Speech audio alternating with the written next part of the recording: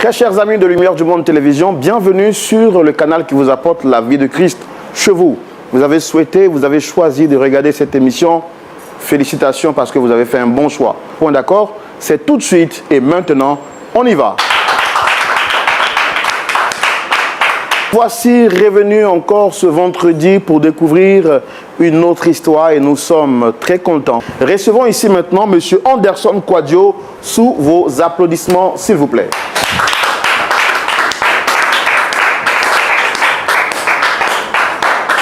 M. Anderson Kwadjo, shalom. Shalom, frère Roland. Bienvenue. Merci beaucoup. Ça va bien? Ça va, bien fait. Pour votre présentation, en dehors de votre nom, est-ce que vous avez d'autres choses à dire? Vous l'avez déjà annoncé. Je suis le frère Anderson Kwadjo. Et actuellement, je traverse un sérieux problème au niveau de ma femme. Et j'ai tout essayé. Je suis allé voir des gens pour qu'on puisse régler le problème. Mais c'est difficile. J'ai décidé d'envoyer le problème ici pour qu'on puisse voir ensemble si c'est possible qu'elle puisse comprendre l'utilité de ce que nous traversons actuellement. D'accord, il n'y a pas de souci. Donc, en dehors de votre épouse que vous avez sollicitée, est-ce qu'il y a d'autres personnes que vous souhaitez rencontrer? Oui, il y a son papa. Voilà, le père doit être là aussi. Parce qu'on peut dire que c'est lui-même le centre du problème. C'est lui qui est le centre même du problème. C'est lui qui est le centre du problème. Le centre même du problème. D'accord, il n'y a pas de souci. Nous, on a tout fait pour que les deux personnes que vous souhaitez rencontrer soient présentes. C'est pourquoi vous voyez qu'il y a deux chaises qui sont là disponibles, mais pas occupées. Mais avant de les recevoir, nous, on veut écouter d'abord votre version. On veut vous entendre seul, nous dire qu'est-ce qu'il y a comme problème. Est-ce que vous nous promettez de dire la vérité, rien que la vérité? Non, rien que la vérité. Rien que la vérité. Ouais. Vous êtes prêt à nous dire votre histoire? Pasteur Boko, qui est là également en tant que pasteur consultant, pasteur Ayeto Ali, vont vous écouter religieusement, tout comme moi bien sûr. Et par moments, s'il y a des choses que je ne comprends pas, je mettrai une pause dans votre discours pour vous poser quelques questions. J'espère que tout sera fluide. Alors, on va le faire ensemble dans la rubrique Le Grand Déballage. On y va. Alors, Monsieur Anderson Kwadjo, vous avez la parole. Dites-nous qu'est-ce qui ne va pas. Comment est-ce que tout a commencé? D'accord, merci beaucoup, frère Roland. Alors, ma femme et moi, disons, j'ai rencontré ma femme au cours d'un anniversaire. J'étais invité, j'étais avec deux amis et elle aussi, elle avait son groupe. Et donc, je suis tombé sur son charme et puis sa manière de faire. Bon, je ne vais pas rentrer dans ce détail-là. Et j'ai demandé à ma cousine, j'ai demandé à ce que ma cousine, comme c'est elle qui avait organisé l'anniversaire, voilà, c'était sa camarade aussi. Donc j'ai demandé à ce qu'elle prenne le numéro. Donc j'ai pris son numéro et à partir de ce jour, on a commencé à échanger jusqu'à ce qu'aujourd'hui elle soit ma femme. Mais le problème, c'est-à-dire dès le départ, j'ai constaté qu'elle était beaucoup attachée à son père. Tout ce qui doit se passer, c'est son père qui doit décider. Même au niveau du travail, mon salaire, la sueur de mon front, un homme, le maître de la maison, moi, mon salaire. Mais avant qu'on arrive à ce niveau, quand vous l'avez rencontrée, vous avez dit au départ, vous avez constaté qu'elle était très proche de son père. Mais qu'est-ce qui a motivé votre décision à la prendre pour épouse? Oui, c'est sa manière de faire. Comme je l'ai dit, elle est bien soumise. En tout cas, beaucoup de choses. Toutes les qualités que je cherchais chez une femme, en tout cas, elle possède. Voilà. Donc jusque-là, tout allait bien. Donc c'est suite à cela que vous avez décidé de vous marier. Voilà. Quand vous êtes marié au début, c'était comment? Bon, c'était un peu difficile, comme je l'ai annoncé tantôt. Parce qu'à chaque fois, elle revenait à son père, quand on veut faire quelque chose de la maison, non, attends, je vais informer mon papa, tant qu'il ne donne pas de décision, on est là. Bon, vraiment, c'est difficile. C'est difficile. Mais vous, quand vous avez le truc, ce que j'avais peut-être omis d'expliquer, c'est que, en réalité, je la comprends. Parce qu'elle a vite perdu sa mère. Voilà. Donc c'est le père qui s'occupait d'elle. Donc, c'est normal. Elle a grandi avec son père. Voilà, elle a grandi avec son papa. Donc, c'est normal que, voilà, mais généralement, les filles sont très attachées à leur père. Bon, mais s'attacher comme ça, c'est compliqué. Ok. Franchement, sérieusement, c'est compliqué.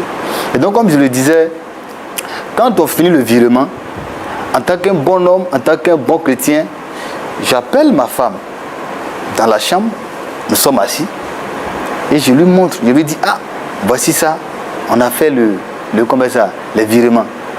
Donc, on fait comment? Dans ce cas, comme je suis l'homme, voici ce que moi je propose. On fait tant, on fait tant, on fait tant, on fait tant, on fait tant, on fait tant, on fait tant. Elle dit non, non, non. Il faut que je vise mon père. Il dit mais comment? Elle dit non, pour les problèmes de tout ce qui se passe ici, comment elle est rattachée à lui, elle ne peut pas faire quelque chose sans son père. Donc tant que le père ne prend pas de décision, concernant moi, mon salaire, on ne peut pas décider, on ne peut rien décider. Et elle ne s'arrête pas là. En dehors même du salaire, dans moi, ma maison, la maison que moi-même je loue, pour préparer quoi que ce soit, tout ce que je dis, tant que le père n'accorde pas ou bien ne donne pas d'approbation ou bien ne dit pas ce qu'il veut là, nous restons comme ça. Parfois, c'est grave. C'est grave. Et donc c'est le père qui dit, aujourd'hui on prépare tant, et elle prépare. Aujourd'hui on prépare tant, et elle prépare. Pourtant ce que le père aime, c'est pas ce que moi j'aime. Mais j'étais obligé de faire avec. J'étais obligé de faire avec. Mais au fur et à mesure, je constate que c'est plus grave. On ne peut plus rien faire dans la maison. Tu veux même, comment ça, facture d'eau arrive, tu as appelé le père. Tu as fait tant, tu as appelé le père. Tu as fait tant, tu as fait le père. Même nos relations conjugales, pour aller avec elle, il faut l'accord de son père. Non mais, est-ce que vous n'exagérez pas un peu? Non mais c'est la vérité, je suis en train de vous dire la vérité. Voici à peu près ce que moi je traverse. Je ne sais pas si c'est une malédiction, mais je n'arrive plus à comprendre. Et j'essaie de la faire comprendre. J'essaie de la faire comprendre, mais elle ne veut rien comprendre. J'ai dit, bon, comme nous sommes à Abidjan, et que c'est vraiment difficile, et que tu vois toujours le père, tu es obligé de rattacher à lui. D'accord. Ce qu'on va faire, je vais demander permission, affectation au niveau de mon travail. Et donc, je demande affectation au niveau du travail, qui d'ailleurs, Dieu merci, m'a été accordé. Et j'ai même, non seulement été affecté, mais augmenté de grade au niveau du travail. Parce qu'on venait de faire une nouvelle agence dans la zone où il doit y être. Donc, c'est moi maintenant le patron de l'entreprise. Et quand on t'envoie en mission comme ça, pour ceux qui travaillent un peu, qui ont la mission, ils savent. Donc c'est avec beaucoup de choses. Non seulement ton salaire augmente, au niveau des missions que tu dois faire, il y a beaucoup de choses. Il y a des avantages qui vont... Voilà, des avantages, en quelque sorte. Donc, je vais avec ma femme. Je lui dis, j'essaie de l'expliquer. Étant en joie. Mais par contre, elle refute. Elle ne veut rien savoir. Non seulement, pourquoi je ne l'ai pas avisé avant d'aller chercher à faire affectation, et non seulement, pourquoi je n'ai pas demandé à son père que je veux peut-être aller à l'intérieur et tout, ou bien je veux peut-être fuir son père et tout. Il dit non, c'est pas ça. Et là, elle ne voulait rien comprendre.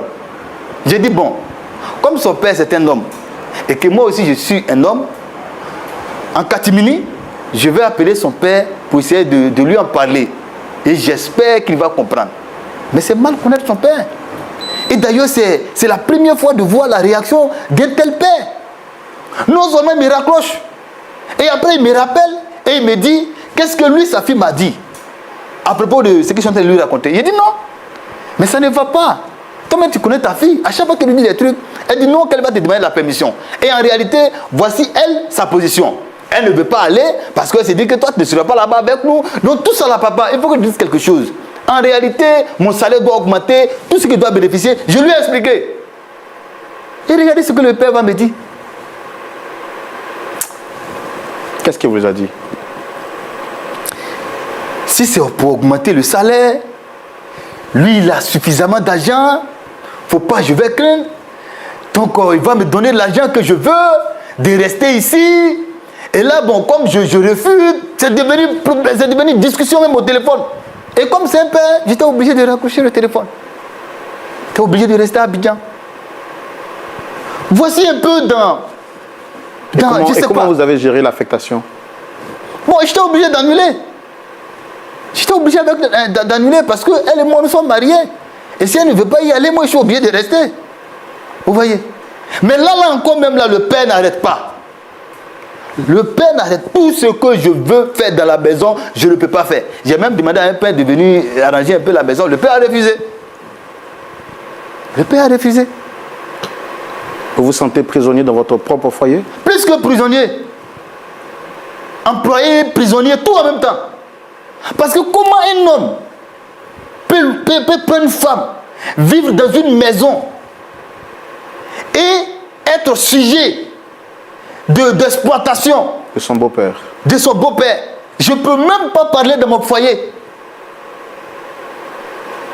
Vous êtes marié, ça fait combien de temps? 4 ans. Vous avez des enfants?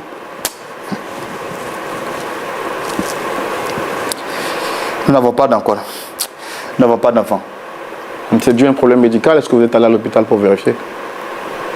C'est vraiment difficile de vous expliquer. Comme je l'ai dit, c'est parce que c'est une émission. Et comme je cherche à résoudre le problème, je suis obligé de vous expliquer. Elle est tombée enceinte 3 fois. Ça fait 4 ans que nous sommes ensemble. Elle est tombée enceinte 3 fois. La première fois, quand elle m'a annoncé que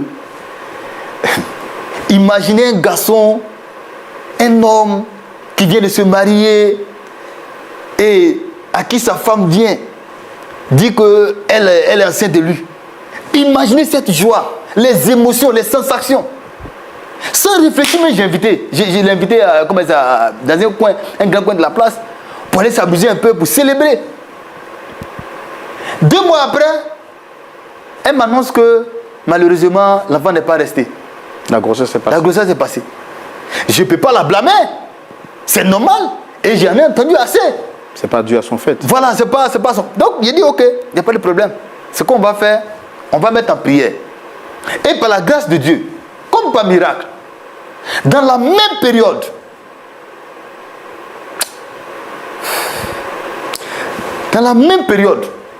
elle tombe encore enceinte.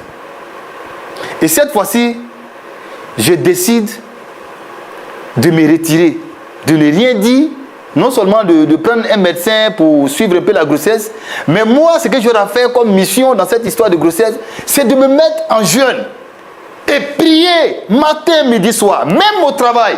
Quand mon heure, parce que c'est un programme que j'ai établi, quand mon heure de prière arrive, je suis obligé de mettre une pause, aller prier, parce que j'ai besoin d'un enfant. Et c'est ce qui garantit un couple. Je ne peux pas dire le mariage. Mais malheureusement, là encore, l'enfant n'est pas resté. Et là même, je me suis dit que peut-être Dieu m'a oublié. Je n'ai rien fait. Je ne comprends pas. C'est comme si le ciel même venait de tomber sur ma tête. Imaginez un peu la douleur. Perdre 2 bébés en même temps.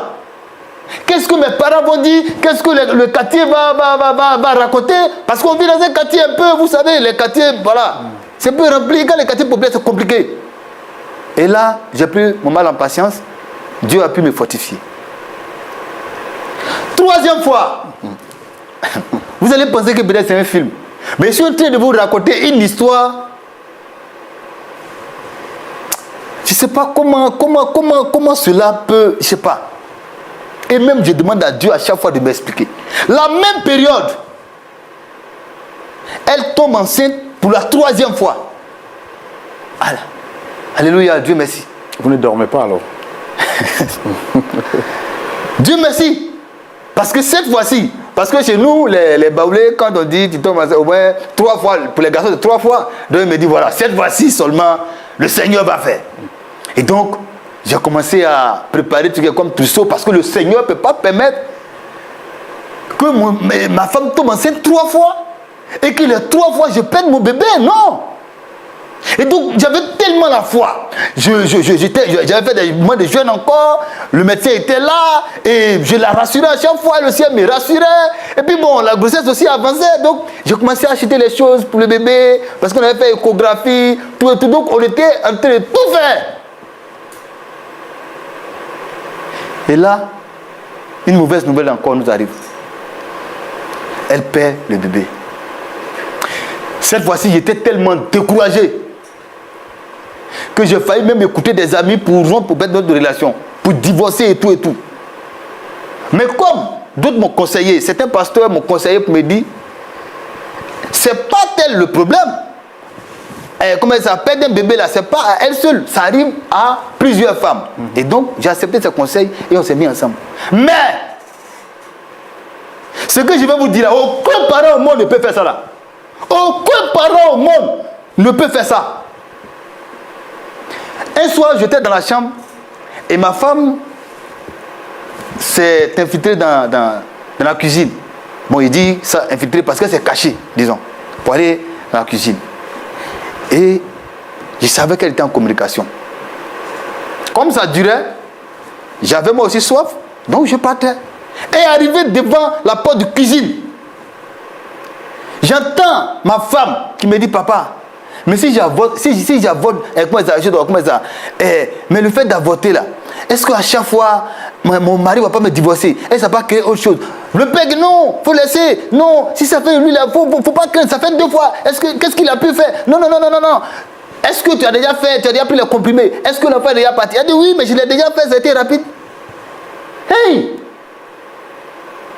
Toi, ma femme qui est chrétienne, acceptez les dires de ton père pour avorter l'enfant de quelqu'un 3 fois. Ça m'a choqué, mais après je l'ai appelé pour essayer de comprendre. Pourquoi elle a dû poser ce genre d'acte? Mais comme d'habitude, elle ne veut rien comprendre. Je ne sais pas quel genre de femme. Qu'est-ce qu'elle vous a dit quand vous lui avez demandé les raisons? Elle trouve ça normal parce que chez elle, le père lui a dit que bon, on est encore très jeune. Tu vis sur toi de quelqu'un et tu trouves que ce dernier est trop jeune. Et comme dit ton père, tu es obligé d'obéir à ça. Parce que tout ce que ton père dit, c'est ça. C'est ça qui est vraiment tout ce que je dis. Ça vient du diable. Je ne sais pas. Elle prend les paroles de son père pour paroles de Voilà, c'est tout. Et là, elle m'a engueulé ce jour-là. C'est la première fois de voir ma femme même me dire des choses que je ne peux même pas dire devant les gens ici. Vous voyez la situation que je traverse? Les pasteurs ont intervenu. Même témoin de mariage a parlé dans cette affaire. L'animateur, c'est le maître de cérémonie, a parlé dans cette affaire. Pour vous dire combien de fois plusieurs personnes ont agi pour qu'on puisse régler ce problème-là. Et ce problème-là, connaissant ma femme, c'est pas sûr qu'on puisse régler ici si ce n'est pas Dieu seul. Frère Roland, je suis un garçon. Mais ce que je traverse là, ce n'est pas tous les garçons qui ont cœur d'accepter ça. Je suis chrétien. La Bible dit de toujours avoir la force, de persévérer. Et la Bible ne nous encourage pas de divorcer après le mariage. C'est toutes ces choses. Avec l'amour que je ressens pour ma femme, qui fait que ce foyer-là, je suis toujours dedans. Mais je ne peux plus. Je ne peux plus. Je ne peux plus.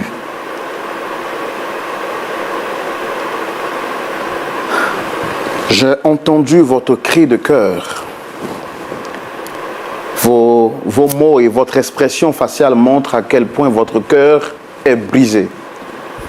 Pasteur Ayetwali, pasteur Boko, le mariage est institué pour permettre aux hommes d'être heureux. Il n'est pas bon que l'homme soit seul. Je lui ferai une aide semblable, a dit la parole de Dieu. Notre ami ici présent, M. Anderson Quadio, a fait la rencontre de son épouse qu'il a aimée. Il n'a pas voulu rester derrière la clôture. Il a officialisé cette relation. Quand il rentre dans ce mariage, que de voir les personnes extérieures à son mariage devenir ses ennemis, découvre que son beau-père devient un véritable obstacle pour lui. Il est marié, mais son autorité d'homme est bafouée dans sa propre maison parce que c'est son beau-père qui doit décider de tout ce qui doit être fait. Ce qu'il doit manger, comment l'argent pour lequel il a travaillé à la sueur de son front doit être réparti, comment même il doit partir avec sa femme quand et même à quelle heure. Et ce qui est même grave, cette dernière est tombée enceinte ou a contracté une grossesse à 3 reprises en 4 ans de mariage et elle les a fait passer sous la recommandation de son père. Monsieur Quadio, ici présent avec nous, est un homme brisé, déboussolé. Il dit qu'il a tout essayé. Il a parlé à ses témoins, à ses pasteurs, même à ses amis pour que solution soit trouvée, mais n'a point eu gain de cause. Il est venu sur ce plateau pour que l'on puisse l'aider à trouver une solution, parce qu'il ne veut pas divorcer, car la Bible le demande, mais aussi il aime son épouse. Que faire? Nous avons entendu sa version. Il est aussi important d'entendre la version de son épouse et de son beau-père, puisque ce sont deux acteurs majeurs de cette histoire. Est-ce qu'on peut les recevoir? Oui, bien sûr. Oui. Recevons maintenant, très chers amis, le père de notre ami, monsieur, le beau-père, je vais dire, de notre ami, monsieur Quadio, monsieur Germain Onokpo et sa fille Samira Quadio, que nous recevons sous vos applaudissements.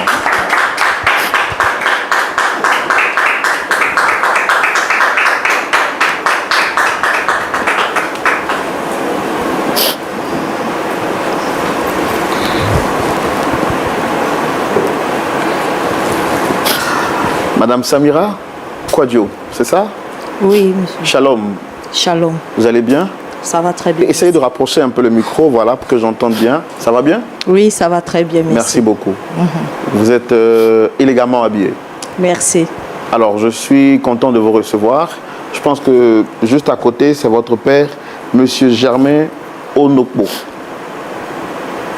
Shalom. Vous allez bien? Oui, J'ai bien prononcé votre nom? oui, c'est bien, c'est ça. Germain Onokpo. Onokpo. C'est un joli nom. Germain Hein? Onokpo. C'est un joli nom. Oui.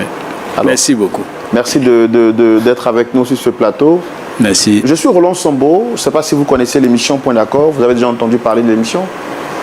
Oui, j'ai déjà entendu parler de l'émission, mais là, je suis surprise. Qu'est-ce que je fais là avec mon père? Pourquoi nous sommes invités sur ce plateau? Justement. Accompagné de mon mari, je suis surprise. Je me réjouis du fait que vous le reconnaissez déjà. Permettez-moi de refaire les présentations. Je suis Roland Sambo, présentateur de l'émission. En face, vous avez le pasteur Ayetoali et le pasteur Boko. C'est une émission qui a pour vocation de réconcilier les personnes qui sont en conflit ou en difficulté. Nous avons un ministère qui est celui de la réconciliation. Nous réconcilions les cœurs et nous permettons aux gens de vivre l'harmonie, la joie et la paix dans leur famille. Vous avez été invité ici sur ce plateau, comme vous l'avez trouvé, par M. Anderson Quadio, qui nous a fait savoir que depuis un certain moment, certaines incompréhensions ont fait face ou ont fait surface dans votre foyer. Et il voudrait bien, après avoir tout essayé, sans suite et sans cause, il voudrait bien que nous puissions vous aider à trouver une solution. Alors, comme il a été présent, qu'on l'a entendu, vous avez dit que vous ne savez pas ce que vous faites ici. Moi, je voudrais vous demander, est-ce qu'entre votre mari et vous, tout va bien? Pour moi, personnellement, tout va bien. Parce que la femme est celle-là qui couvre ce qui se passe dans son foyer. Donc, pour moi, tout va bien. Chérie, tout va bien pour moi. Monsieur Onokpo, Oui. est-ce que avec votre beau-fils, tout va bien? Oui, apparemment tout va bien parce qu'il n'y a jamais eu de... Rapprochez le micro, Il n'y a jamais eu de soucis entre moi et puis mon beau-fils. Je l'ai toujours pris comme mon fils. Donc, bon, il ne sait pas pourquoi il est venu nous convoquer sur un plateau de télé. Bon, et puisqu'il est là, on va lui donner la parole pour qu'il puisse s'exprimer. C'est lui qui a souhaité vous rencontrer. Monsieur Quadio Anderson, vous avez la parole. Merci beaucoup, frère Oula. Je suis tellement touché quand ma femme dit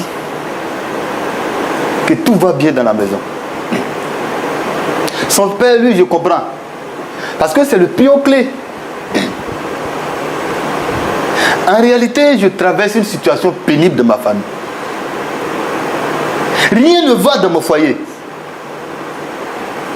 La femme que voici, c'est ma femme.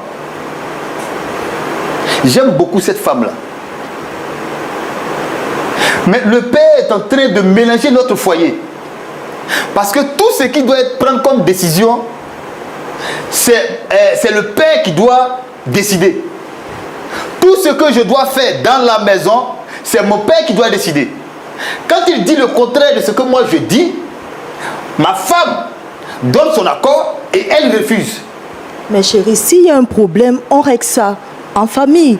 Il y a la maison est faite pour ça. Tu n'es pas obligé d'étaler ma vie ici sur un plateau. Tu humilies mon père en invitant mon père sur un plateau pour étaler notre vie comme ça.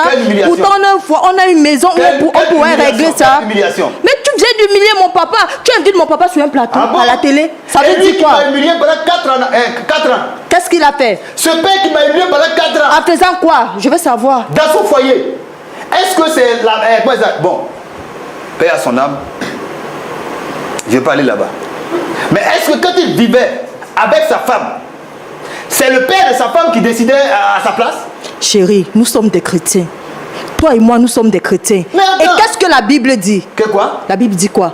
La Bible demande d'honorer son père et sa mère. Ah. Donc c'est cette dans le fait que j'honore tout ce que mon père me demande de faire. Avant de m'épouser, je t'avais raconté la relation que j'avais avec mon papa, non? Vrai ou faux? Non, tu as dit quelque chose qui est très important. Donc, je t'avais raconté la relation et malgré ça, tu as accepté de me demander un mariage. Ce qui me réjouit ici, c'est que nous sommes à la télé et les gens vont comprendre quel genre de femme tu es. Je suis quel genre de femme? C'est mauvais si j'ai fait tout ce que mon père me dit. La Bible dit quoi? Honore ton père et ta mère. Justement. Donc, à la suite de ce que la Bible a dit, toi tu as ajouté pour toi. Honore ton père et ta mère et haïs ton mari. C'est pas ce que j'ai dit. C'est pas ce que j'ai dit. Mais c'est une humiliation. Un homme qui ne peut pas décider dans sa propre maison ne vit plus. Jamais. C'est parce que mon père est mieux placé. Mon père est mieux placé pour connaître comment on doit vivre parce qu'il a vécu. Tu comprends? Mon père est mieux placé. Et j'ai constaté, à chaque fois que mon père vient à la maison, tu changes de comportement. Dernièrement, mon père était à la maison. Je t'ai dit, chérie, il faut que mon père dorme dans la chambre conjugale. Et c'est normal. Regardez. Et c'est normal en tant que papa. Parce que si c'était ton papa, je ne pourrais pas accepter que ton papa vienne à la maison et il dort au salon pendant que nous sommes dans la chambre. Ça, je ne pourrais pas accepter. Alors la dignité, où est ma dignité? Qu'est-ce que tu appelles dignité? Si ton père doit aller dormir si sur le lit, je dors avec toi au salon, mais je dignité? passe la nuit avec toi, vrai ou faux? Bon. Je passe la nuit avec toi. C'est pas comme si on passe pas la nuit ensemble. Même mon père dort dans la chambre. Même la nuit qu'on passe ensemble. C'est ça qu'on appelle le respect. Comme la nuit même qu'on passe ensemble là, faut pas y avoir baisser la tête. Lui c'est. Est-ce que toi, tu ne demandes pas l'accord de ton mari? Faut pas faire pitié ici. Il faut que tout le monde puisse savoir ce que toi tu fais ici. Il fait quoi? Parce qu'en réalité, c'est rien de sorcier comme. Non. Tu n'appelles pas mon père sorcier. Tu n'appelles pas. Mais un père. Bon, j'ai dit tu n'appelles pas mon père. Écoutez, le mariage finit, la famille reste. Bon. Tu comprends? Bon. Le mariage peut s'arrêter là. Mais la famille reste. Mon père reste mon père. Et tout ce que mon papa me demande de faire, j'exécute. Parce que mon papa est mieux placé pour connaître ce qui est bien pour nous. Je te pose une petite question. Depuis que nous sommes ensemble là, ça fait combien d'années que nous sommes ensemble? Pardon? Ça fait combien d'années que toi et moi nous sommes mariés? C'est à la télé que tu as venu me poser ça. Ça fait 4 ans. 4 ans? Oui. Ok. Et pendant les 4 ans là, tu m'as donné combien d'enfants? Est-ce que nous avons eu un enfant ensemble? On n'est pas prêt d'avoir les enfants. On n'est pas prêt? Le conseil de mon papa. On n'est pas prêt? Nous sommes encore jeunes. Vous voyez frère? On n'est pas prêt. On n'est pas encore. C'est l'homme qui décide. C'est l'homme qui décide. Ou bien, voici un foyer, il ne sait pas. Le papa est expérimenté, il est mieux placé pour connaître. Anderson, mon fils, écoute-moi. C'est parce que tu ne me comprends pas. Tout ce que je fais, c'est pour ton propre bien. Mon propre bien, c'est-à-dire? Quand je demande que vous attendez un peu avant de faire des enfants, c'est pour que vous ayez du temps pour mener une belle vie. Donc 4 ans. 4 ans. On s'est même étudié avant les 4 ans. Vous êtes encore jeune. Papa, bon, toi tu appelles. Bon, elle là, tu l'as fait à quel âge? Oh non, mais. Non, papa, il faut nous expliquer. Tu l'as fait à quel âge? Comment je suis encore jeune? Il y a son âge. Elle, tu l'as fait à quel âge? Riyad là. Et puis Riyad. Papa, ça veut dire. Mon papa n'est pas ici. Tu l'as fait à quel âge? C'est pas un débat ici. Papa, si tu ne réponds pas à ça. J'ai dit, mon papa est mieux placé pour connaître ce qui est bien pour nous ou pas. Moi, je vais parler à ton père. C'est pas normal, papa, qu'à votre âge, vu l'expérience que vous avez, vous pouvez jouer un tel rôle dans notre couple. Si aujourd'hui on se sépare, c'est grâce à vous. Comment vous pouvez demander à votre fille d'avorter parce que le monsieur n'est pas encore prêt? Monsieur Roland, là, on va l'arrêter. Non, mais tu exagères. Papa jusqu'à ce niveau. Papa, tu te lèves, on quitte ici. Non, tu te tais. Tu ne peux pas humilier mon papa jusqu'à ce niveau. Tu ne peux pas humilier mon papa. Tu ne peux pas dire que c'est mon papa qui m'a courage d'avorter. Jamais. La grossesse sont seules. Sans seul. Oui. Et la conversation que vous avez eue au téléphone? Quelle conversation? Tu viens humilier mon papa sur un plateau de tournage. Non, tu viens humilier. Tu laisses la maison pour venir. Papa, tu te lèves, on va. Monsieur Roland, moi je l'arrête. Non, calmez-vous, s'il vous plaît. Je l'arrête. Non, attendez. Je ne peux pas rabaisser mon papa comme ça. Attendez. Anderson. C'est parce que... Anderson. C'est parce que dans tout ça là, j'ai toujours... Je ressens l'amour pour toi. Je ne sais pas comment faire même pour me séparer de toi. Parce que ce que tu fais là, on ne peut jamais accepter ça. Ton père est plus qu'un assassin. Même le sorcier, quand il bouffe une personne, il peut laisser au moins 2.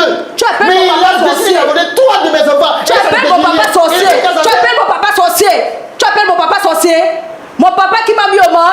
Le rôle qui joue de quoi? Mon papa qui m'a mis au monde. Tu ne respectes pas mon papa. Tu penses que tu vas me respecter. Qu'est-ce que la Bible dit? La Bible dit quoi? Toi qui es chrétien. Toi qui es chrétien. La Bible dit de désobéir à son papa. Si j'obéis à mon papa, ça devient un problème dans mon foyer. Ça devient un problème dans mon foyer.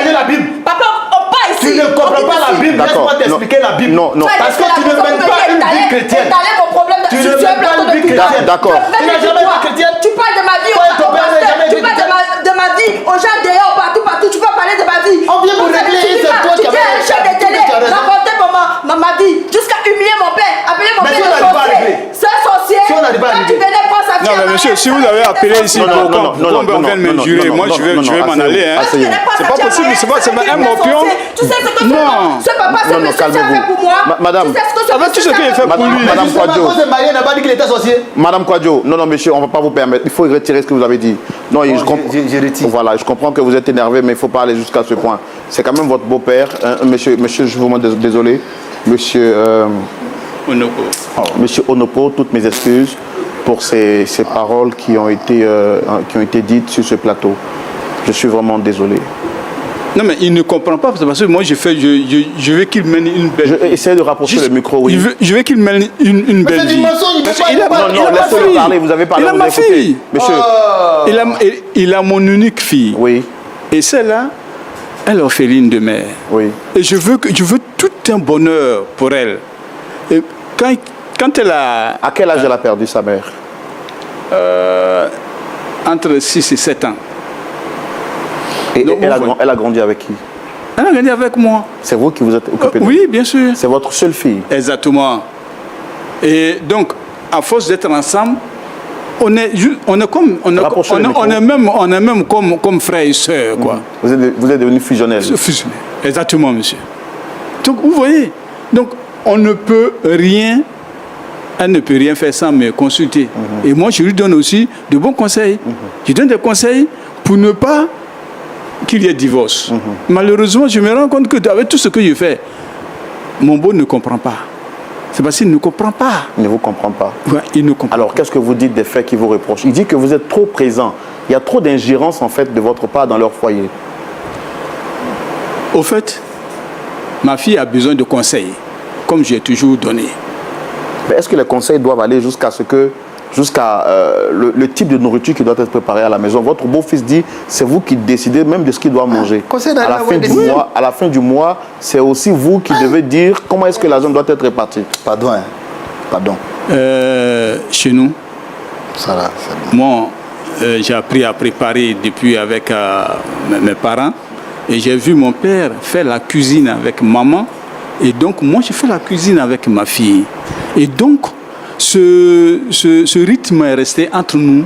Et donc, chaque fois qu'elle a besoin de quelque chose, je me dis, mais papa, cette sauce-là, il faudrait qu'on mette un peu de piment ou qu'on mette un peu de sel. Oui, ça c'est normal, c'est le conseil d'un père. Mais est-ce que vous avez compris maintenant que la Bible dit, quitte ton père et ta mère pour t'attacher à ta femme, et les deux deviennent une seule chair. Oui. Est-ce que vous êtes prêt à laisser votre fille s'unir et vivre sa vie de foyer? C'est ce que votre beau-fils vous reproche. Mais c'est ce que j'ai fait. Quand il est venu demander la main de ma fille, oui. Mais je l'ai laissé partir. Oui. Mais vous l'avez laissé partir physiquement. Les deux sont ensemble. Oui. Les deux vivent ensemble. Oui. Mais cela n'empêche que s'il y a des problèmes, que je puisse les aider financièrement ou mentalement. D'accord, mais récemment, votre fils dit que récemment, il a eu une promotion qui devait lui permettre d'aller travailler à l'intérieur et que sous votre recommandation, votre femme a refusé. Il a donc perdu cette recommandation parce qu'il voulait garder son foyer. C'est vous qui n'avez pas voulu qu'elle parte. Oui, parce que moi j'ai une crainte. Il ne faudrait pas qu'ils aillent loin de moi, que ma fille aille loin de moi pour aller connaître la misère. qu'est-ce qu'il veut? Mais il y a de l'argent. Non, mais vous ne lui faites pas de confiance. Pourquoi vous lui avez donné votre fille alors? Non, c'est pas à lui, c'est pas confiance en lui que j'ai pas. J'ai confiance en mon beau, mais j'ai pas confiance à la nature. J'ai pas confiance où ils vont partir. La ville où ils vont aller vivre. Aujourd'hui, nous sommes interconnectés par les réseaux sociaux. Il y a les appels téléphoniques, appels vidéo. Vous pouvez parler même à des personnes qui sont à des milliers de kilomètres de vous. Vous avez les accidents tous les jours. En prenant les cars pour quitter Abidjan, à Korogo ou à Amman, toujours, chaque année, on ne peut pas compter les accidents. Quand allez-vous continuer à être aussi protecteur auprès de votre fille? N'est-elle pas mature et responsable? Mais si elle est mature, mais vous savez, c'est ma seule fille. C'est ma seule fille, c'est l'unique. Je n'ai plus rien d'autre. Sa mère est décédée. Je suis seul avec elle. D'accord. Donc, alors, vous me comprenez? Je comprends parfaitement l'amour paternel que vous lui portez. Votre fils présent nous a dit qu'à 3 reprises, elle portait une grossesse de lui et que sous votre conseil, la grossesse a été faite passer parce que vous leur avez dit qu'ils étaient encore très jeunes, il fallait profiter de la vie. Est-ce que c'est vrai? Je crois qu'elle avait des difficultés pour pouvoir porter la grossesse. Et comme elle souffrait, et c'est pour cela que j'ai dit, ben, évacue si tu vois que ça te fait souffrir. Pourtant, elle a dit que c'est faux. Elle vient d'annoncer tout à l'heure que c'est faux. Que toi, tu n'as rien dit. Qu'est-ce qui est faux? Vous voyez? Mais elle porte quelque chose qu'elle souffre. Mon père n'a pas besoin de te donner des explications. Il n'a pas besoin de ça. Qu'est-ce que tu veux? Bon, moi, ce que je veux comprendre, si tu estimes que tu es tellement attaché à ta femme, on reste toujours marié, mais elle est restée chez toi, à la maison. Mais une femme ne peut pas vivre avec son homme sous la toit. Et puis elle te demande permission pour dire cette nuit-là, il se fait qu'il y a quelque chose. C'est toi qui m'as accouché. C'est toi qui m'as accouché ou c'est lui? Mais je t'ai marié. Il a le droit de prendre les décisions. Il a le droit de me conseiller en tant que père. Il a le droit de me conseiller en tant que père. C'est ce que la Bible demande. C'est ce que la Bible demande. En tant que chrétien, tu devais savoir ça, que c'est ce que la Bible demande. Pourquoi quand tu parles, tu mets à faire de Bible dedans? C'est ça qui me fait mal. Je mets à faire des Bibles parce qu'on se réfère sur la Bible. Et c'est parce que je me réfère sur la Bible que j'obéis à ce monsieur. Mais tu interprètes mal. Tu interprètes mal. Qu'est-ce que j'interprète moi? Qu'est-ce que j'interprète? La Bible, tu interprètes mal. Je peux partir de chez toi. Le mariage finit, la famille reste. Je ne peux jamais mettre mon papa à côté. Bon, ça, jamais, je te le dis. Tu as voulu qu'on étale ça sur ce plateau, on va étaler. Mais je te vous dis la vérité. Si vous ne voulez pas comprendre l'essentiel, le monde entier connaîtra vos visages. Et le monde entier saura qu'il y a des pères qui existent, il y a des pères. Quel père? Quel père? C'est vrai, tu ne comprends rien, Anderson. Moi, je ne comprends rien? Oui. Vous allez me dire que moi, je ne comprends rien? Mais tu n'as rien compris. Un beau, avec tout ce que je fais, vouloir un bonheur pour toi. Faut même pas aller dans ces détails-là. Non. Ne me dites pas que moi, je ne comprends rien. Mon fils. Ne me dites pas ça. Si tu ne comprends rien.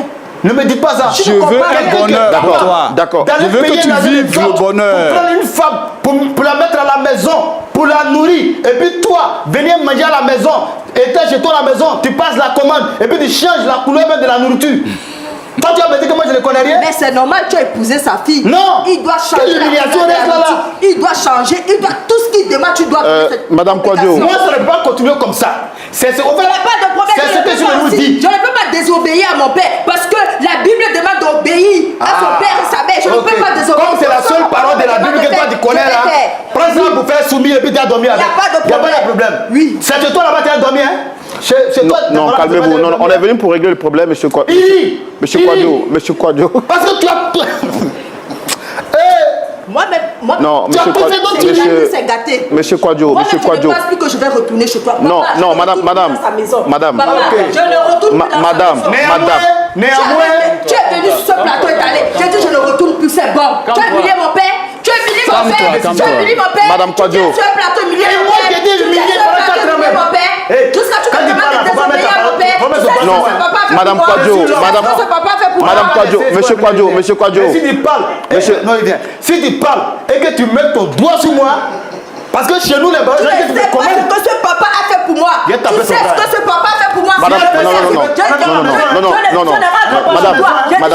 Tu humilies mon père. Tu humilies mon père. Tu es qui pour humilier mon père. Tu sais comment ce papa m'a madame, calmez-vous. Tu sais dans quelle Madame, condition? non, calmez-vous, calmez-vous. Ok. Monsieur, vous êtes un Comme homme. le père, Non, monsieur. Mais quand il est tapé là, c'est le père qui ne savait pas là. Monsieur Quadio, monsieur, asseyez-vous. Mais tu sais comment c'est papa combat, tu Oui, peux asseoir ce que je je suis aujourd'hui comprends. là. Asseyez-vous, madame, asseyez-vous. Monsieur Quadio, c'est vous qui êtes Tu l'homme. es étalé, mon père, sur un Non, c'est plateau. vous qui êtes l'homme. Calmez-vous. On est Donc, là tu as pour une régler. maison. Non, mais On va régler ce calmez-vous, problème. calmez-vous, monsieur. Calmez-vous. Calmez-vous. Ce qui me En demande fait, c'est la vie chrétienne, les enseignements que j'ai reçus qui me retardent ici. Je comprends. Sinon, tu vas On a un seul père dans la Vous savez chambre, ce que ça veut on dire, n'a pas deux non? parents. On est né comme On n'a ça, pas c'est deux un homme. parents Je dans la comprends. vie. Je On a un seul comprends. père. Non, c'est bon. On n'a pas deux pères. Madame. J'ai On n'a pas deux pères, on a un seul père. Madame. Tu m'as touché. Madame, vous êtes chrétienne, c'est ça? Tu m'as même trouvé. Madame, vous êtes chrétienne? Je suis chrétienne. Soyez douce. La Bible recommande que la femme doit être douce. Hein? Je sais que vous êtes fâchée. Toutes mes excuses pour les mauvaises paroles. Il a touché un point. Il touche mon père. Mon père. Je vous tu sais demande, ce que mon père je vous représente demande pour moi. pardon. Je vous demande pardon. Toutes mes excuses. Toutes mes excuses. Monsieur Quadio, je vais vous demander une chose. Retirez la parole de sorcier que vous avez dit là. Sur son père là, il faut retirer ça. C'est difficile. Non, mon frère. Parce que c'est le seul Non, mot monsieur, qui quelle que caractérise ce soit la monsieur. colère, la Bible dit qu'il ne sort de votre On est bouche, chrétien. qu'il ne sort de votre bouche On est aucune chrétien. parole mauvaise. Que Dieu me Monsieur pardonne. Quadio, vous êtes chrétien, non? Hein? Vous avez parlé de la Bible, non? Qu'il ne sort de votre bouche aucune parole mauvaise. S'il y a lieu quelques bonnes paroles, qu'elles servent à l'édification de ceux qui l'écoutent. Donc vous ne pouvez pas traiter votre beau-père de sorcier, même si c'est le cas. Je m'excuse. Donc excusez-vous publiquement. Excusez-moi, papa. Mon père sorcier. Excusez-moi. Voilà. Merci. Il dit ma parole. Excusez-moi. D'accord. Moi, je veux terminer. Ça fait longtemps qu'on fait ce travail-là. Et ici, il y a l'esprit de vérité. On a vu des gens qui sont venus, qui nous ont caché des choses. Papa Quadio, les pasteurs sont là. On est dans la présence de Dieu. En dehors des faits que vous avez mentionnés, pour ce pourquoi vous ne voulez pas que votre fille puisse avoir des enfants là, est-ce qu'il y a d'autres choses que nous on ne sait pas, qui sont peut-être rattachées au passé, peut-être une déception avec votre femme? Est-ce qu'il y a d'autres choses? Parce que nous on est là pour réconcilier les cœurs. Quand on écoute votre fille là, on sait qu'elle aime son mari. Le monsieur là aussi là, il aime sa femme. De vous à moi. Est-ce qu'il y a d'autres raisons qui justifient votre attitude, qui vous rattachent tellement à votre fille au point de ne pas vouloir la laisser partir, quand bien même vous l'avez déjà donné en mariage? Ça fait plusieurs années que je fais ce travail et dans la vie active, c'est l'une des rares fois où je vois ce genre d'attitude de père. Parlez-moi en tant qu'homme. S'il y a quelque chose, nous on va vous aider.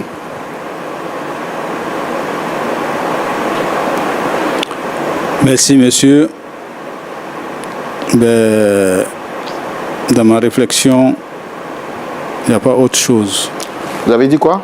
Dans ma réflexion, dans ma pensée, je pense qu'il n'y a pas autre chose, mais il y a une affection entre ma fille et moi, parce que c'est moi qui l'ai élevé, c'est moi qui l'ai éduqué. Et donc, cette éducation, cette crainte, Monsieur Quadio, cette Monsieur crainte, Onopo, cette crainte de... Monsieur Onopo, Oui, je monsieur. ne vais pas vous interrompre. Je ne vais pas vous juger. Il y a des opportunités que Dieu ne donne pas deux fois dans la vie. Vous êtes un homme. Je suis un homme. Ici, là, c'est le plateau de la vérité. De vous à moi. Je vais vous reposer la question une deuxième fois.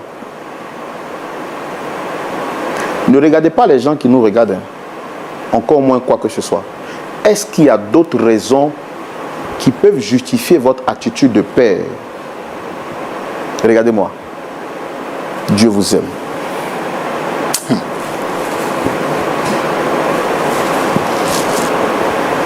Monsieur, c'est quel nom je voulais Ce sont beaux. Ce sont beaux.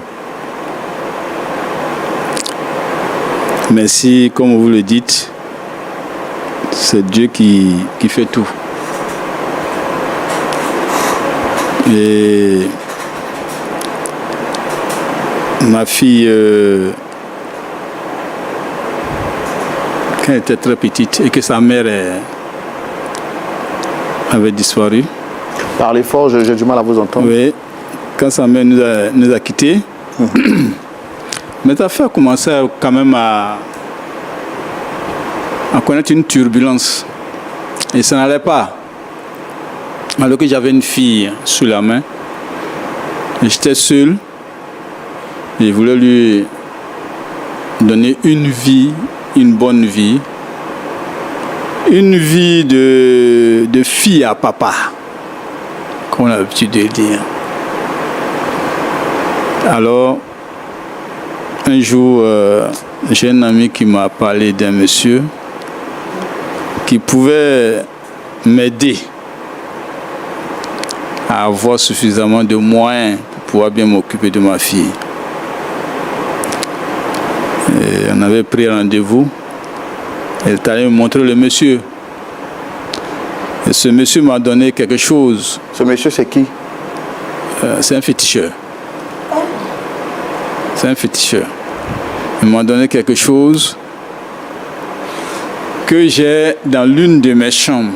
Alors cette chose, pour lui, avait la capacité de m'apporter beaucoup de bonheur. Qu'est-ce qu'il vous a dit exactement, ce monsieur? Qu'est-ce qu'il vous a dit, le féticheur? Il a dit que pour que j'ai beaucoup de finances, beaucoup d'argent, il va falloir que dans l'avenir, que je sorte avec ma fille. Quoi, papa? Et Non, donc, non, monsieur. Là où on est là, c'est un aspect spirituel. Il faut vous calmer. Vous n'avez jamais entendu ça, non? Vous êtes passé partout, vous n'avez jamais entendu. Laissez Dieu faire son travail, d'accord?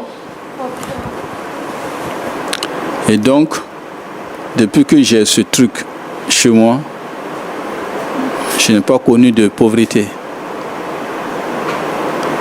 Mais ce qui fait que j'aime bien Anderson, c'est parce que depuis que les deux sont mariés, les affaires vont encore plus. Alors que je n'ai pas eu de rapport avec ma fille.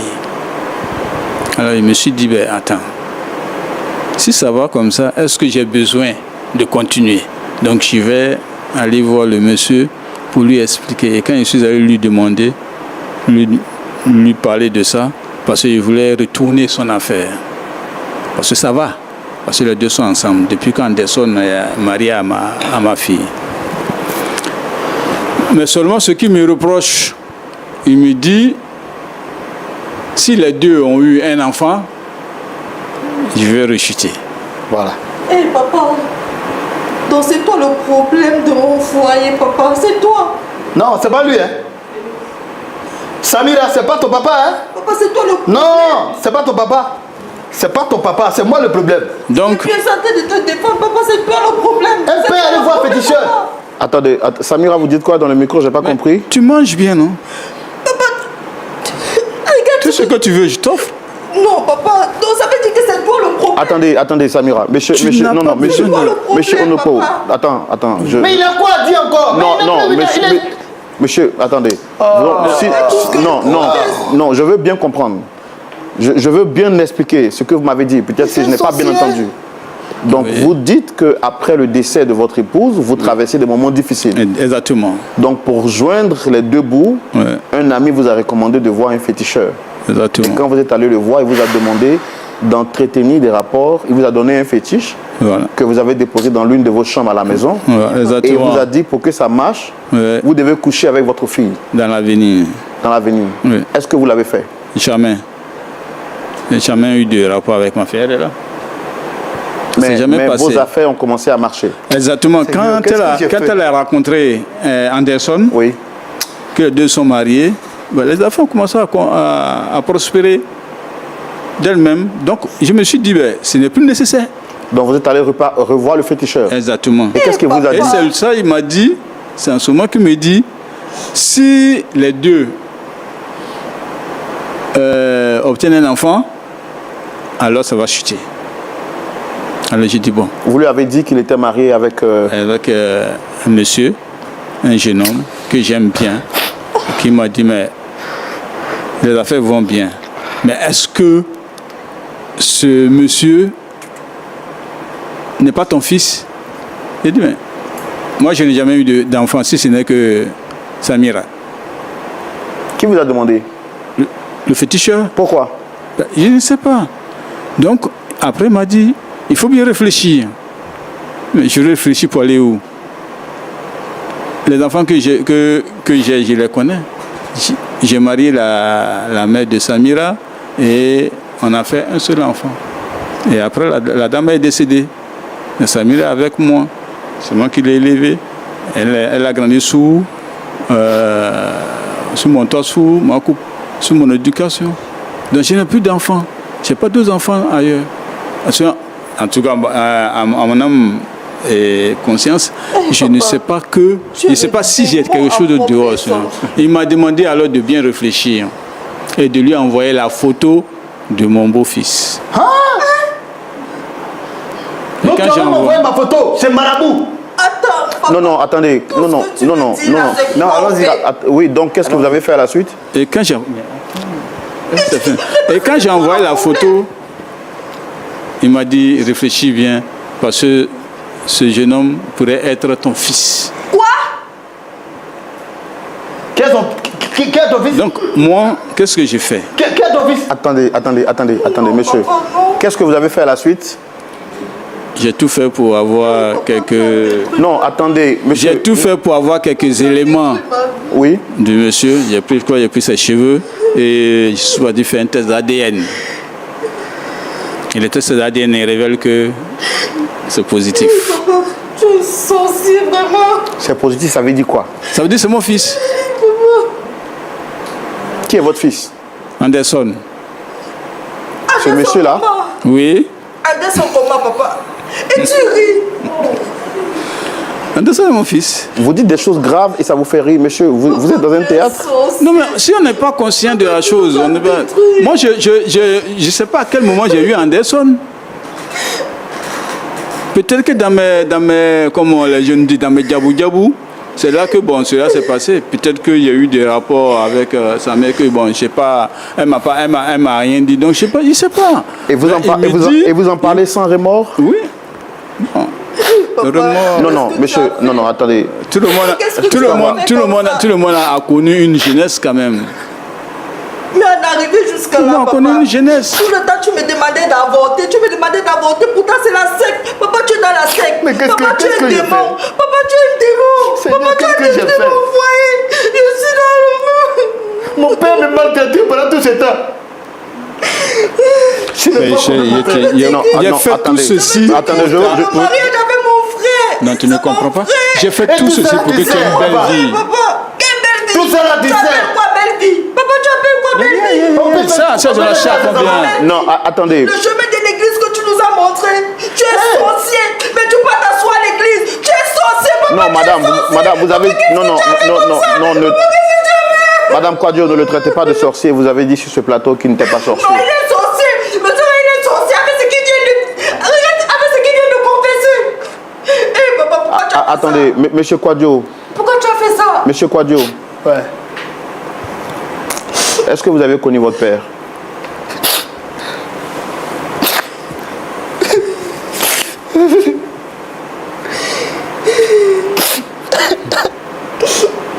Tu es pire qu'un démon. Tu n'es pas mon père. Monsieur Quadio. Tu ne peux pas être mon père. Oh Seigneur, est-ce que je peux avoir un peu d'eau? Tu ne Un peux peu pas être d'eau. mon père. Tu ne peux pas être mon père. Tu n'es pas mon père. Tu n'es pas mon père. Tu n'es pas mon père. Et papa, tu es venu t'asseoir dans mon foyer. Tu as détruit mon foyer. Tu m'as détruit. Tu as détruit toute une vie. Tu as détruit toute une nation. Tu as détruit. C'est que nous sommes jeunes. Pourtant, tu savais où tu étais allé entrer. Tu savais ce que tu faisais. Papa, Attendez. tu es dans la secte. Au début de votre, Papa, tu es de votre méchant. relation, Tu es je ne savais pas. Papa, excuse-moi du mot. Tu es méchant. Tu es méchant, papa. Tu es méchant. Tu es méchant. Monsieur Quadio, est-ce que vous avez connu votre père? Excusez-moi. Ce que je vais vous demander, c'est... Tu peux prendre le verre à côté. Vraiment, je vous demande pardon. Je ne peux pas réfléchir actuellement, je ne peux pas parler, je ne peux pas continuer l'émission. Laissez-moi, je vais rentrer. Je ne peux pas. Dites-moi, est-ce que... Vous voyez, j'ai même des palpitations parce que ce que j'entends, c'est grave. Est-ce que vous avez déjà connu votre père? Votre père, c'est qui? Je n'ai jamais connu mon père. Ma mère me disait à chaque fois, lorsqu'elle était en vie, que Elle a fait enfant avec un monsieur qui a fui par la suite. Un monsieur qui a refusé d'assurer sa responsabilité. Et là, j'ai décidé de me battre, souffrir, accepter toutes les humiliations pour que ma mère soit heureuse. Même si je ne connaissais pas mon père. Aujourd'hui, je fais bénéficier mon père qui non seulement accepte de me faire souffrir pendant que lui-même il sait. Et ma maman qui a tout fait. Elle n'a même pas pu profiter. Comment on peut accepter de faire souffrir ses propres enfants? Depuis 7 ans, tu sais que qu'est-ce que tu veux? On a qu'à mourir, c'est ça. Depuis 7 ans, 4 ans. On a qu'à mourir, c'est ça. 4 ans On a qu'à mourir. Un foyer, je suis un foyer avec mon frère. Je suis un foyer avec mon frère. Papa, tu sais ça, tu connaissais. Tu connaissais, mais tu m'as... Dis-nous, qu'est-ce que tu veux? Qu'on meurt, c'est ça? Anderson, je veux votre bonheur. Quel bonheur? Quel bonheur? Envoyez ma photo, la photo de ton fils. Tu es méchant, tu as détruit tes enfants. Qu'est-ce qui fait le bonheur? Tu es méchant, papa, tu es méchant, papa, laisse-moi te dire. C'est l'argent qui fait le bonheur. Non, je vous respecte beaucoup. Non. C'est jamais arrivé à votre émission. Oui. Mais si je continue l'émission sur la séquence, c'est blanc. Parce que je ne suis plus à l'aise. Je ne peux plus, je ne peux plus être sur même scène avec mon père. Ça ne peut pas marcher. Non. On peut se réconcilier après. Oui, j'entends bien. Asseyez-vous, s'il vous plaît. Je comprends. On a terminé l'émission. On a terminé, madame. Samira. Je suis désolé. Samira. Monsieur Onopo, arrêtez de nous faire souffrir. Votre histoire me donne des palpitations. On est bon, c'est bon. Et vous n'avez pas de remords. On va entendre la version de nos pasteurs consultants. Est-ce qu'on peut avoir un point d'accord dans la rubrique à la loupe de la parole?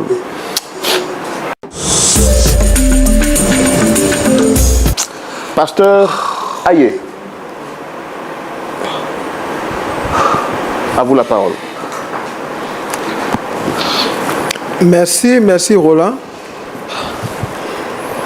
Nous sommes devant un cas bien difficile. Je crois que monsieur Onopo, c'est bien ça? Oui. N'est pas encore arrivé au bout de ce qu'il a à nous dire.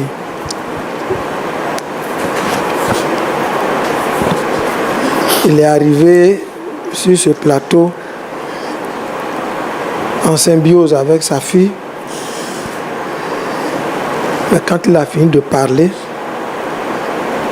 sa fille rejoint Anderson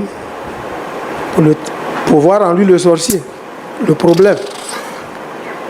Au début, c'est Anderson qui était le problème. Son exposé a révélé que c'est lui le problème. Je sais qu'il est... Il n'était pas obligé de dire ce qu'il a dit. Et la Bible dit, celui qui avoue ses transgressions obtient miséricorde. Qu'il aille jusqu'au bout de ses idées. Voici vos 2 enfants que vous avez mis dans une situation compliquée. Quand vous partez d'ici, vous allez à la maison. Si ce n'est pas réglé ici, la maison sera en feu. Allez jusqu'au bout. Un homme responsable. Demandez pardon. Montrez que vous voulez vraiment leur bonheur. Moi, je pense qu'on doit vous donner la parole. Vous n'avez pas fini. Le fait de dire ce qui s'est passé ne montre pas la suite. Qu'est-ce que vous comptez faire maintenant? Samira est votre fille. Anderson est votre fils. Vous les avez mariés. Sur votre instigation, vos 3 petits-enfants ont été avortés. Ah, c'est l'information. C'est les faits. Je sais que là où vous êtes tourmenté. ce que vous pouvez faire, le péché tourmente. Vous n'avez pas la paix du cœur. C'est pourquoi, sur l'interpellation de frère Roland, vous avez tout avoué. Dieu est prêt à vous pardonner.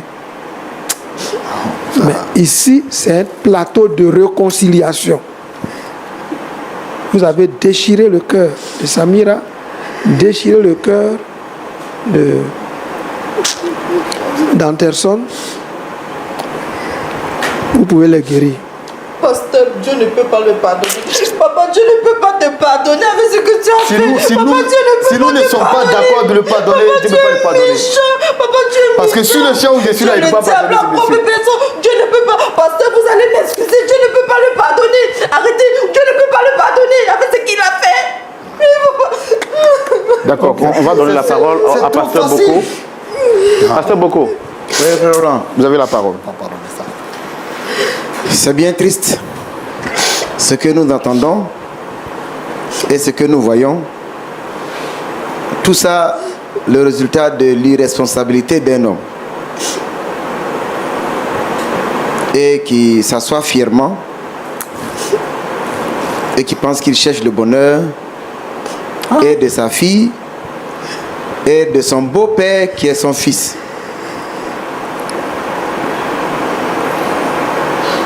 Alors, c'est M. Germain. Oui, Onoko Germain. C'est à partir de quel moment tu as su que Anderson était ton fils?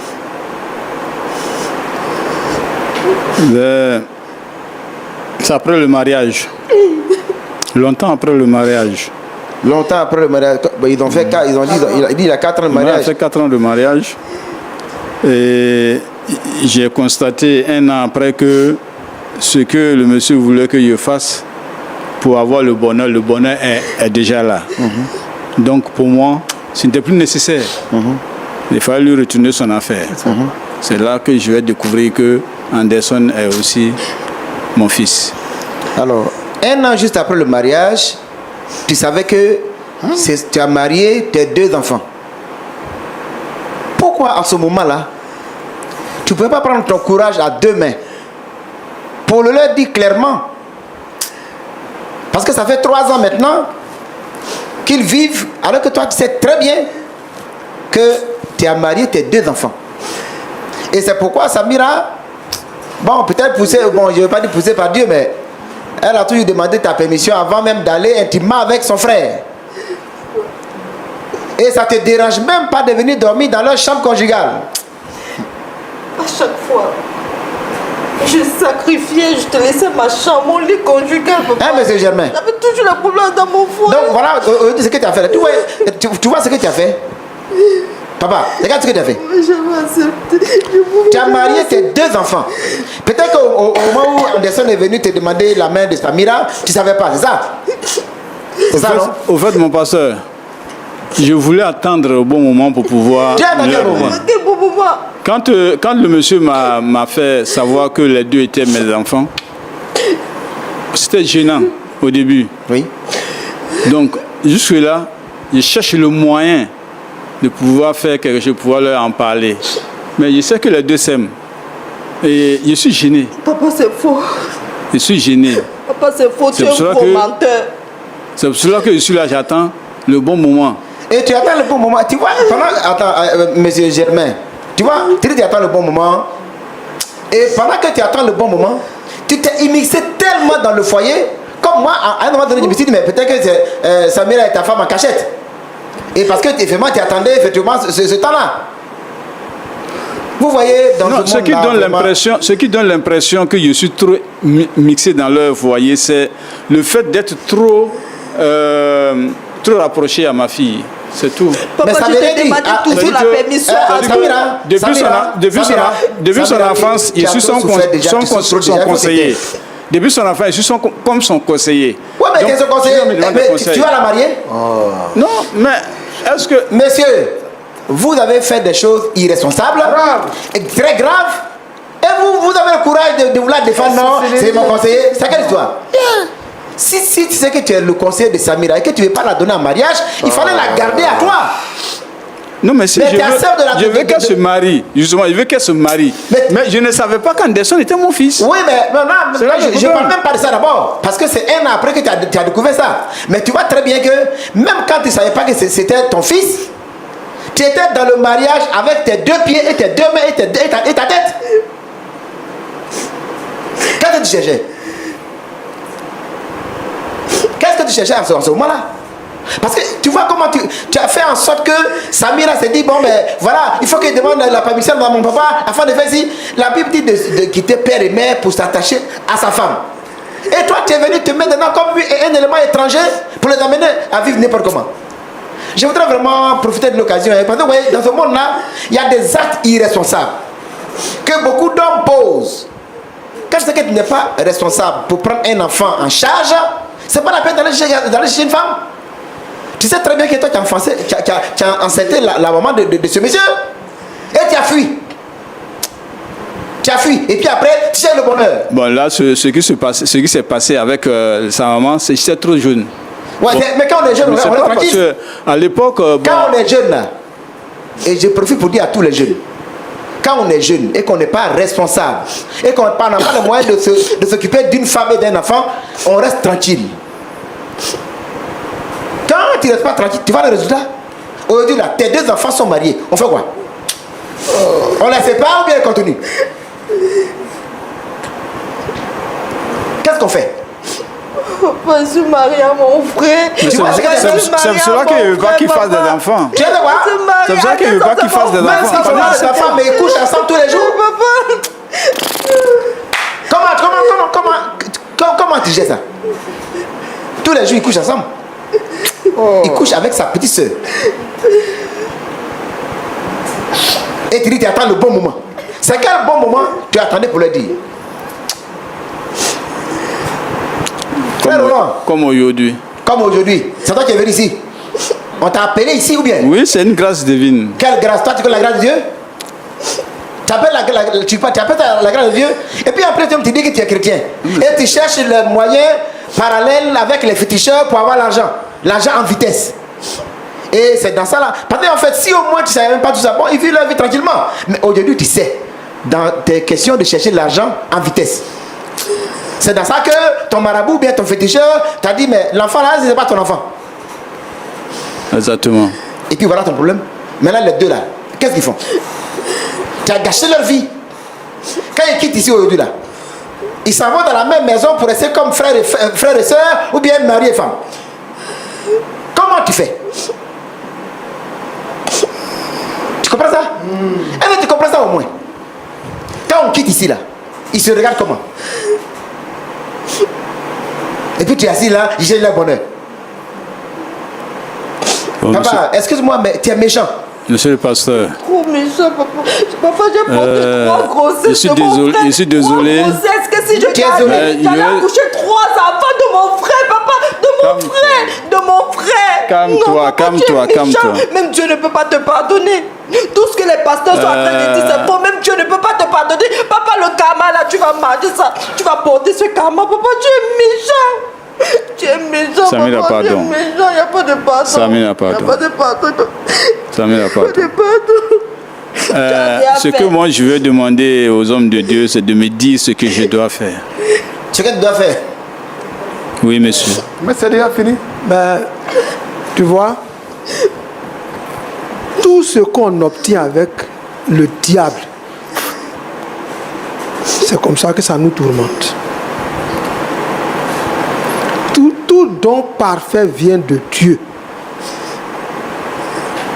Tout ce qu'on peut avoir sur la terre ici, en prenant des raccourcis, l'argent par des raccourcis, le mariage par des raccourcis, c'est comme ça que ça s'est terminé. Vous devez vous repentir, vous devez apporter ces fétiches-là, confesser publiquement. On va les détruire. Et demander pardon à vos enfants. Vous allez aller chez le juge pour dire que vous avez induit vos enfants en erreur en mariant, en les impliquant dans un mariage incestueux. Et parce que c'est un mariage incestueux, la loi va casser ce mariage pour qu'il soit libre de se refaire. Mais tant que c'est la base de fétiche, le diable va vous contrôler. Le diable va contrôler, Samira, contrôler celui dont vous avez amené la photo là-bas. D'accord. Samira, Anderson, Tu n'auras pas mon pardon. D'accord. que Dieu vous aide à pardonner à votre papa Merci beaucoup, et à Pasteur vous Boko. pardonner mutuellement. Pasteur Aye, merci. En 30 secondes, Anderson, vous avez entendu les conseils du pasteur, vous avez quelque chose à dire? Effectivement, j'ai écouté les hommes de Dieu. En vrai, je n'ai pas de mots. Je vais aller interroger Dieu. C'est lui seul. D'accord. C'est lui seul qui peut m'encourager. C'est lui Samira? seul qui peut nous fortifier. Et c'est lui seul qui peut nous donner la bonne décision. Parce que là, je ne suis pas convaincu.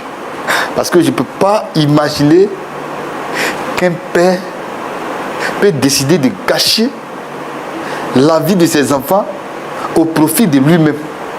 C'est-à-dire, en voulant être à l'aise pour lui-même, il montre aux yeux de tous qu'il aime sa fille, mais en réalité, c'est le contraire. Non seulement il vient d'apprendre que c'est mon père, qu'est-ce qu'il doit faire? Il dit il a fait le texte et que je suis son père, mais je ne peux pas imaginer qu'un père peut faire ça. Donc la suite, peut-être on verra. D'accord. Vraiment, votre douleur, elle est profonde. C'est une double déception. Samira, vraiment que Dieu vous fortifie. Je ne vais même pas vous demander à dire quelque chose, encore moins le Père.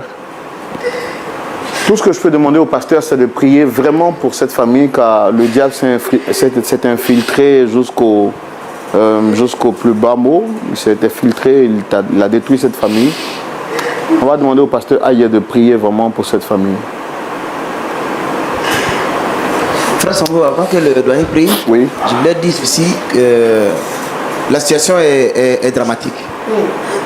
Ce mariage n'est pas un mariage. Sur les bases de la parole de Dieu, ce n'est pas un mariage.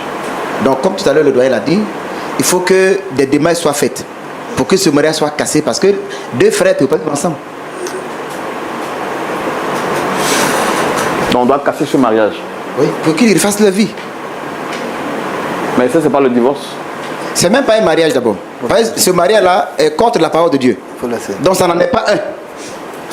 D'accord. Waouh. Pasteur Aïe, on peut prier?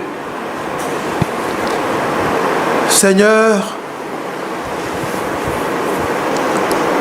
nous te disons merci pour cet homme, M. Germain Onopo, qui a confessé tout l'occultisme, toute la magie noire, toutes les pratiques sataniques dans lesquelles il a vécu et qui ont tourmenté sa vie et tourmenté la vie de ses enfants.